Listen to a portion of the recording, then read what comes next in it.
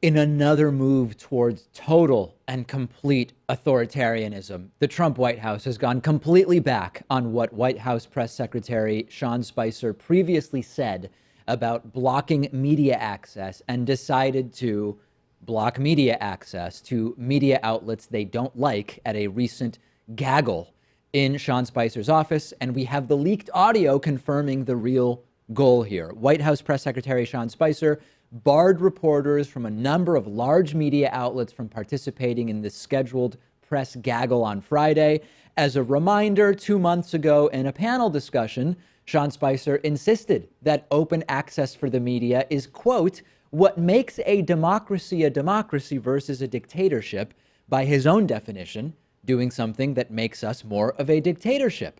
Sean Spicer said the administration would also not be banning individual outlets not long ago. Remember this? Said, I think that that's not going to happen. Well, I think, look, there's a big difference between a campaign where it is a private venue using private funds and a government entity. And I think we have a respect for the press when it comes to the government, that is something that you can't ban an entity from.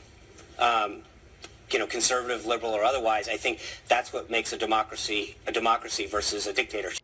Flip-flop, doesn't matter. Trumpists don't care. They rationalize it because they believe Trump, that the media is really bad right now, folks, tremendously bad.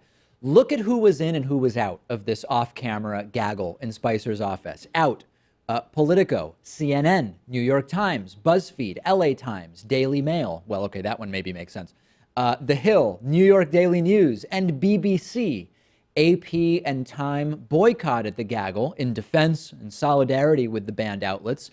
However, a number of right-wing propaganda news outlets, Breitbart, One America News, check that one out, by the way, if you have the tolerance for it, the Washington Times, were in, oh no, it's not ideological, until the audio leaks, which makes it abundantly clear that certain media outlets were intentionally excluded for ideological reasons. Check it out.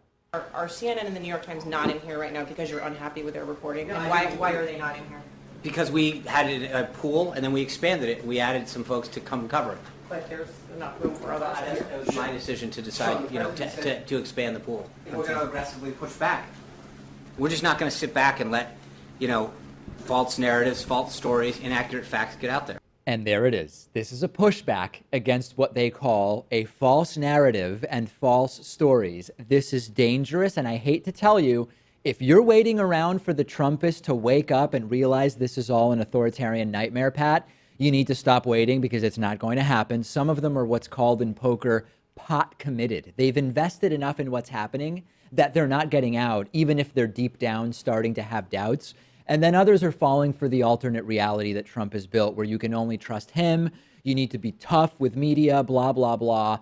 This is how nuts the situation is. You gotta love how Sean Spicer was trying to make it seem like it was about semantics, that they weren't gonna be able to fit all those people in that room. And then eventually, when pressed, he got to the real issue, that he didn't want misinformation to get spread out to the public. This is coming from Sean Spicer, the guy who started his job as press secretary by claiming that Trump's inauguration was the biggest in presidential history. Yeah, it's absolutely pathetic. And I like that reporter said, but there's plenty of room in here. I mean, the office isn't even nearly full.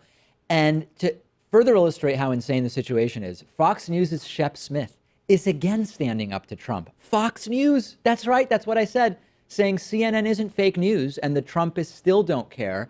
A bizarre, fact-free loyalty has been created by Trump that's somehow exceeding Fox News' right-wing loyalty. Check this out.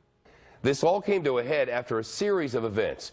First, CNN reported extensively on Trump campaign officials' communications with Russia. Then CNN reports the White House chief of staff sent administration officials to talk to reporters off the record, urging them to knock down the Trump campaign and Russia reports. Then this morning, President Trump again called the fake news media the enemy of the people and railed against fake news. I want you all to know that we are fighting the fake news. It's fake, phony, fake.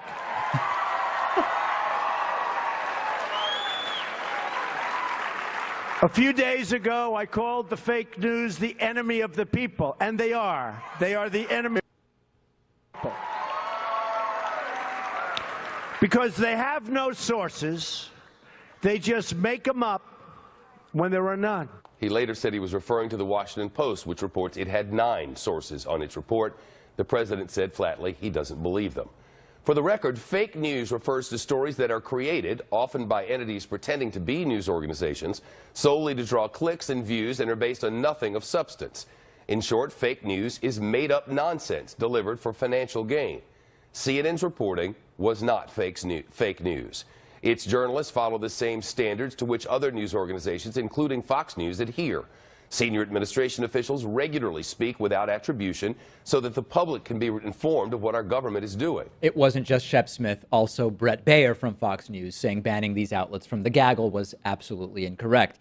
If you're an administration with nothing to hide and you run your entire campaign on the clearly bogus but often repeated promise of transparency, banning the media outlets that do investigative news and aren't and then allowing the ones that fawn over you doesn't exactly communicate transparency. We need to get beyond the fact that everything is a lie, because that's not going to change. They lied their way into office. They lied their way through month one. But this also has another goal, which is to cultivate a sort of special relationship with the right-wing propaganda press so that they'll do Trump's bidding. When Trump calls, they will do it, no doubt. And as we learned last week, it worked when Trump's staff would plant news to counter Trump's Twitter meltdowns. Very dangerous. Well, it's good to see that the more legitimate media sources, not the right-wing propaganda machine, are standing together with CNN and the rest of the media outlets that were banned from this meeting. Because I think they realize they could be the next to go. I mean, if they are critical in any way of the Trump administration, they could reach the same fate. All media outlets, other than propaganda ones that are just planning to fawn over Trump for the next 4 years, should be worried about this, because that line could be drawn on one side of you or the other at any time.